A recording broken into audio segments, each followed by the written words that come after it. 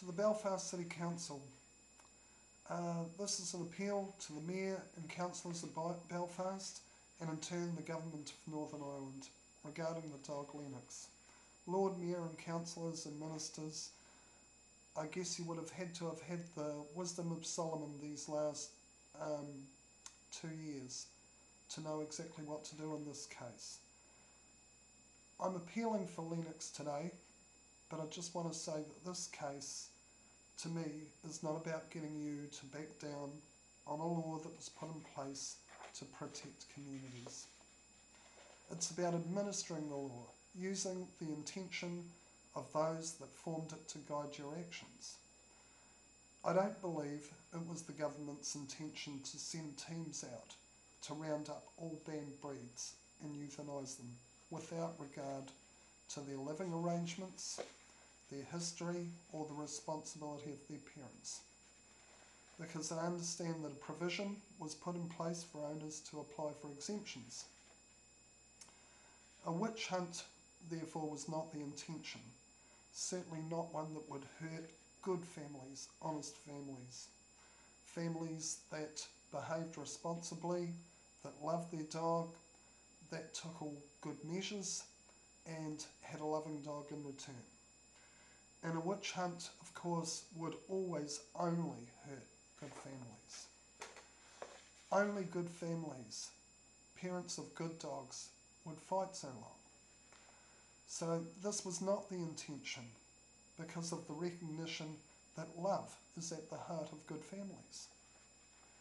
Many people love their dogs, and those that run our governments know that. To wound and hurt people emotionally by removing a loved family member where no crime has been committed because of a law can never be understood by the families you serve. Because exercising that law in those circumstances, though legal, can never be just. It is injustice. It was Sandy Lightfoot and not yourselves that interpreted and exercised the law in that way 2 years ago, and it was unjust. I believe Lennox's parents should have been given some latitude because they'd had their dog registered for 5 years.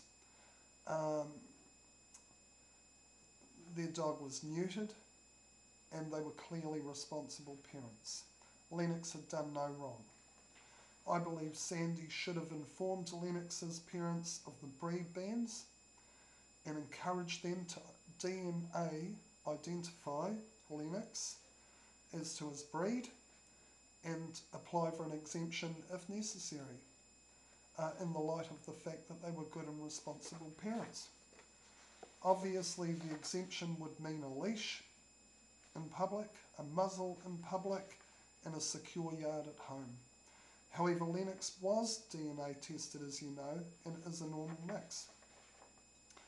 Sandy did not offer this. She ripped a loved and loving member of the Barnes' family out of their little girls' lives. Sirs, I believe you have a great opportunity here to say maybe Sandy got it wrong. We now know that Lennox DNA says he's not a pit bull.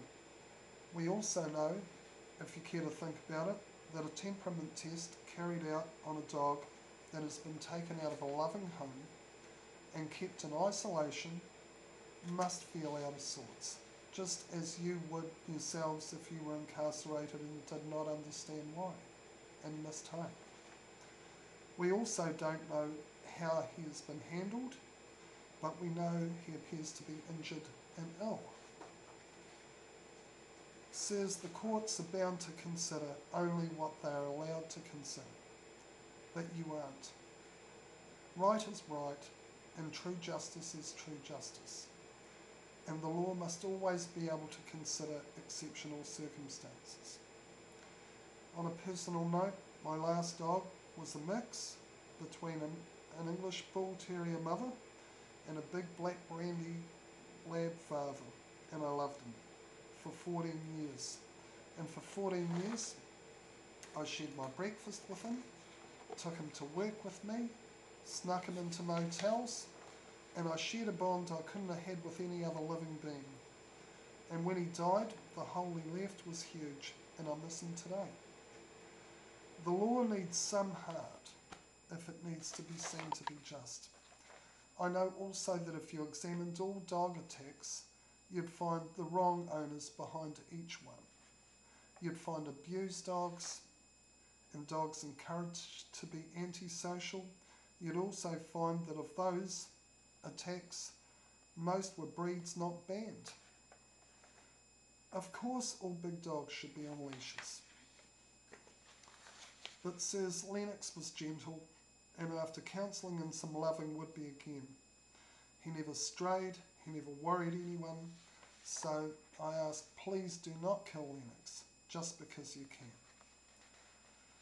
There must be provision for true justice, the kind that the Barnes family and many of the citizens of Belfast, Northern Ireland, the UK and the world would consider to be true justice. We're all waiting to hear about what is going to happen to Lennox, and we all want the right thing to happen. And the right thing to happen is not to kill Lennox. If he must be banned from Northern Ireland, let him be taken away somewhere else if that is the only option that you can come up with. But you're not required to kill him. It's in your power to discern whether that really needs to happen. With no history, he'd been registered with you for 5 years, I'd say he deserves some leniency. Please consider the experts which had been ignored in favour of a warden and a dog handler with history who admits that he's not an expert in behavioural science at all of dogs, because the experts like Victoria Stilwell, Cesar Milan, Jeff, they're world authorities on dogs and their temperaments. And consider a little girl who waits at home and the world at large that wants to see Belfast do the right thing. Let the family see Lennox. Most dog attacks, as you know, claim no lives, yet we allow murderers visitation, and Lennox has done nothing. Sirs, lastly, to those that say, is that dog still alive? If the law says he's dangerous, put him down. I say this, they're not involved. They've not known the love you can feel for a dog you've brought up. What you put into a dog is what you get out, just like children.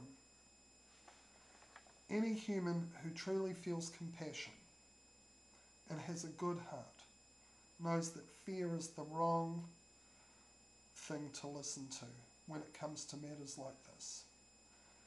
You've been given a law to follow, a law that perhaps needs revised in lots of ways. Guilty until proven innocent is not just and can never be. The background of those who have said that all of these dogs are all dangerous, the evidence that they have drawn on to say these things, all contributed to good people sitting around trying to put together a bill that protected their communities. Interestingly, they left out a lot of breeds like German Shepherds, who I love, that are probably responsible for as many attacks in the wrong hands. But I guess the problem today is that the pit bull, the Staffordshire Bull Terrier, the English Bull Terrier, the American Bulldog, these are breeds that certain people in certain parts of our society use to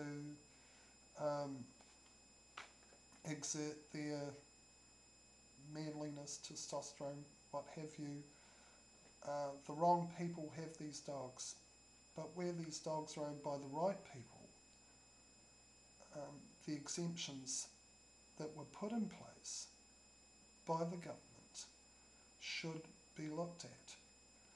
I know that the onus is on dog owners to know about the law, to know what breed their dog is, to know about the exemption, but the truth is people are busy and they don't know. So I really do believe that Sandy should have said that perhaps Lennox could have been of this build, that perhaps a DNA identification would be the way to go. An exemption could then be applied for, considering that he had been registered for 5 years, neutered, clearly a good dog, responsibly handled. This would have been the way to go. So in wrapping this up, and I know you've got a tough decision to make and the eyes of the world are on you, I'd just like to again say, let Lennox live. Do the right thing. As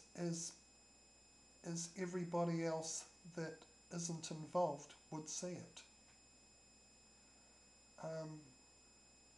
I know you have to adhere to a law and protect a community, but this dog's not a threat.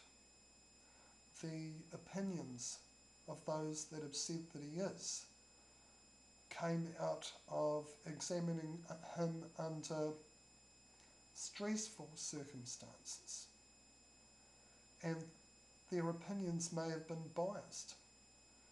They were guided to look for these types of dogs, and I feel that Sandy Lightfoot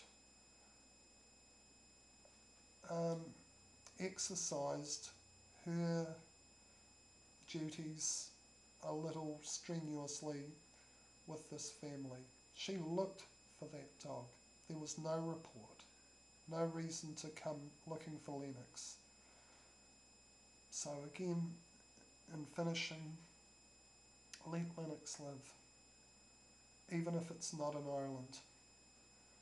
But